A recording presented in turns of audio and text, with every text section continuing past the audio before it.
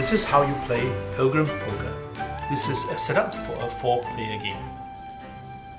The key idea of this game is that everyone draws one card, but you don't know what card you have because you hold it up like this. However, everybody else knows what card you have. So all of these cards are visible to everyone except for themselves. The basic idea is every round, the highest card will win. So at the moment, you don't know what you have, but it looks like at the moment this player is leading. Now everyone must place a base bet of 1 yuan. So during play, this might increase. Now this is the start player. So on your turn, you must flip over one of these actions cards in the middle of the table. When you flip over a card, you can choose to use its power. So it is optional. Now let's say this is the start player. The start player decides to do a raise. Now he decides to use power and he wants to raise the bet to 2. Okay. Well, this is quite a small risk. So let's say everyone else wants to stay in the round, so they will all add 1 to the base bet. Now it is this player's turn. Okay. Now this player feels a bit more confident because he sees these are pretty small numbers. So he wants to raise and he raises this to 10. Okay, now 10 is the maximum. So you cannot raise beyond 10. Now at the moment, let's say you want to go for it. So you want to stay in. So you raise, you follow and you raise it to 10. Okay. Now this player doesn't feel very comfortable, so he decides he will drop out of the round. Now, so he will exit. Now he will not be eligible to win anymore. Now this money that he has put in, this will be moved to the middle of the table. Okay, so well, he doesn't need to put in any more money, but he also will not be able to win this round, and he doesn't take any further actions. Okay, let's say for this player, well, he decides to go in as well. Okay, so 10. Now it is your turn. Okay. Another thing you can do is to do a side bet. Now this is doing a head-to-head competition with just one other player. Now between these two, well, this is a smaller number, so chances are you might be able to beat this guy. So you do a side bet and you can set an amount between 2 to 10. Okay.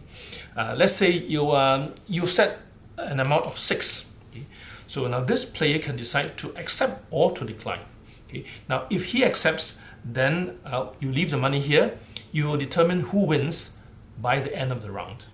However, if he doesn't want to accept, he can surrender and pay you half this amount. So you take the money immediately. Okay, now even if eventually he has a strong card, but you have already taken the money. So let's say he accepts. So you leave the money here as a reminder to resolve this side bet at the end of the round. Okay. Now it is this player's turn again. Okay. Now another thing you can do is, well, if you feel your card may not be a very strong card, there is a chance to change card. So let's say this player flips over this and uses the power. So now when you change card, you will discard this and you will draw a new card. Now remember, when you do this, you can't look at your own cards, but you hold it up like this so that everybody else can see your card. Okay, so now this is this player's turn again. Now this player wants to do a side bet against him, but the same player cannot be the target of a side bet twice within a round. So he cannot do that. So let's say this person does a side bet against you. Okay, and he puts a 10. Well, you don't feel very comfortable, so you decide, okay, you're going to surrender. So you will pay him 5. Okay, and this is paid immediately. Okay, so nothing to resolve at the end of the round. So this is how it works. Now the round has ended, so then everybody will review the cards. Now in this case, this is the winner. So he collects all this money, including the 2 from this player, and then this is his money. Now you need to resolve this side bet. So you are stronger than him, so he needs to pay 6 to you, so you make this money. Okay, this is how one round goes. Now there are some cards which complicate this a little bit. Okay, now the numbers in the game go from 1 to 13, but there are some special cards. Now if a 4 is in play, when the 4 is in play, instead of the largest number, it is the smallest number which wins. So for example, if you have this 4, this will not be the winner, but this is going to be the winner. Okay. Now, another special card is the 8. Okay. Now, if anyone has the 8, including the player who has exited the round, if anybody has an 8, then all odd numbers will become 0.